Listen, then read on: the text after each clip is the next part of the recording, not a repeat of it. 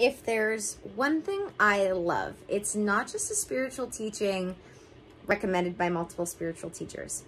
It's not just a spiritual teaching recommended by multiple spiritual traditions. It's a spiritual teaching that also has its basis in science. Love it.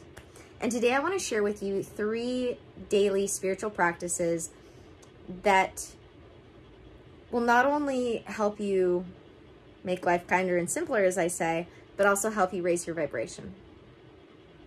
First of all, welcome back, or if this is the first video you're ever seeing of mine, welcome. I'm Anne Blackwood, your Silicon Valley Sage Sister, here to bring consciousness to the forefront of your daily life to make life a little kinder and simpler. So I'm going to talk about these in order of day to night because, well, I guess just because that's an order to put them in. So the first one I want to talk about is getting out into the sunlight first thing when you wake up. And this counts, if you've seen my video on spiritual bookends, as your morning spiritual bookend. Getting out into the sunlight first thing in the morning, because we're affected by the sunlight and circadian rhythms, helps you burn off that melatonin that is still in your system to help you stay sleepy throughout the night, as well as works as a spiritual practice because you can get out, especially if you can get out into a natural patch of earth, like grass or dirt. It allows you to get your cleansing and grounding in as the same time as getting out into the sun. Getting out into the sun helps us in so many ways, both scientifically as well as spiritually. And as I remind people, any way in which you can start your day affirmationally, especially with a spiritual practice, is super, super good. So that's number 1. Number 2 is a kind of fasting, but stay with me because it's not any sort of fasting like we think of doing for like multiple days. So I want to start off telling you about the scientist lady that I saw, and she was answering the question, is there a perfect time to eat breakfast? And her answer was no, and her response after that was to remind people that it's called breakfast, break fast, because technically you are breaking your fast. You didn't eat throughout the night, and that's all that fasting is not eating. So anytime you're not eating, you're fasting. So for this number 2 spiritual daily practice, all you're really doing is waiting further into the day to eat than you normally would. And here's why. Apart from being a spiritual practice, because wellness has become a big spiritual practice, it's also a practical one because we require a lot of energy to digest. You know, my entire childhood, as far as I can look back, they always remind you, wait 30 minutes before you go swimming, or wait 30 minutes before you do any exercise, otherwise you're gonna throw up. And that's because our body, when it's digesting, requires so much energy. So if you eat and then go exercise, your body is competing for that energy. It's just gonna get rid of the food rather than try to digest it so that it doesn't have to compete for the energy. So because we're not spending that energy on eating solid foods, because you can drink. Drinking water first thing in the morning is great for your liver. For starters, I drink my chai in the morning. So this isn't not consuming anything. It's not eating solid foods. Definitely drink water. Like I said, I drink my chai, and then I'll wait to eat until about 12 or 2 o'clock in the afternoon, depending on when I get up, and I have more energy. And I stumbled upon this one even before I ever heard anyone else talk about it, sort of intuitively, in that sense that I just was going throughout my day, didn't have time to stop and eat, and realized the more often I did that, where I was just having my chai in the morning after my water, I felt better. So technically it's a spiritual practice, again, because I said, you know, wellness has become big in the spiritual community, but it's a really great practical practice because you will have more energy. We seem to be under this impression that we need to eat more to not just survive but thrive, and that's not the case.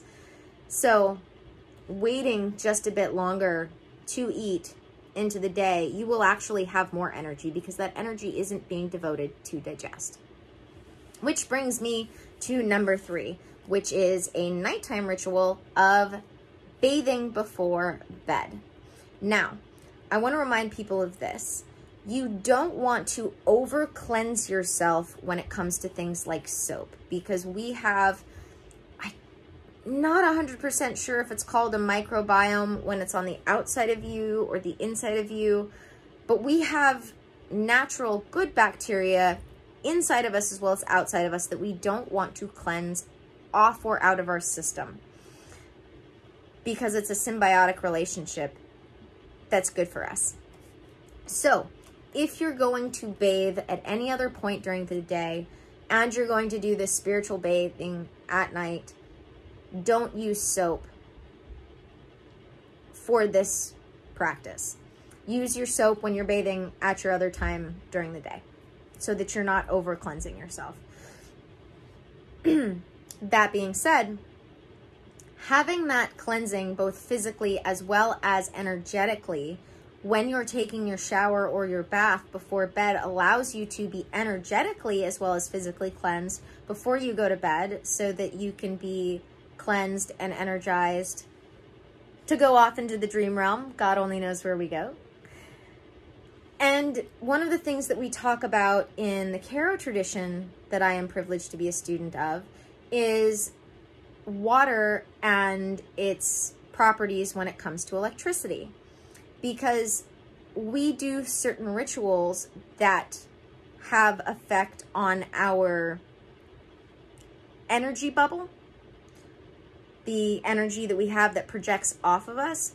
And so we take showers or baths afterwards to help when it comes to the electrical properties or the electrifying properties that water has, maintain the vibrational energy that we have gained through those rituals.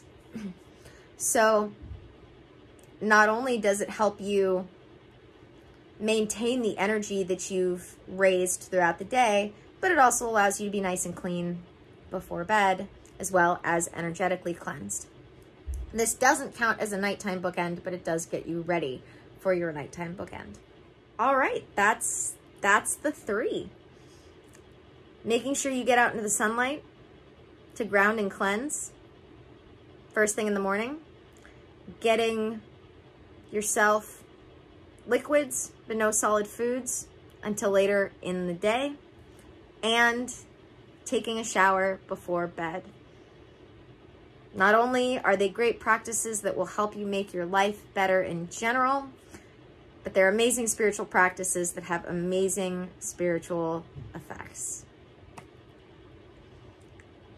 Thank you guys for joining me for another video. Don't forget to subscribe if you haven't already. I want my custom URL. Don't forget to check out the links in the description. We're at the end of the month here, which means we're at the beginning of the month here, which means my 1 email a month is about to get out, which is how you get in on any of the free stuff that I do, like free meditations and workshops. There's my link to Patreon. If you're enjoying what you're seeing here, you'll definitely want to check out what I have over on Patreon, both free and subscription-based when it comes to my videos and content, like journal exercises, guided meditations, all sorts of fun stuff. And then last but not least, I have my free clarity call link as well as my email.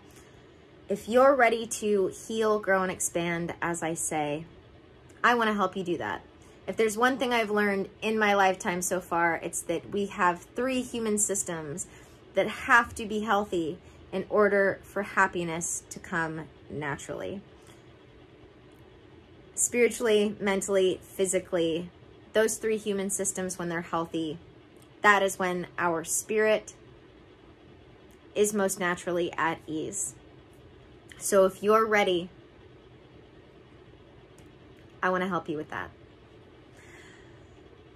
May the energy you serve you well, and let's keep making our way through.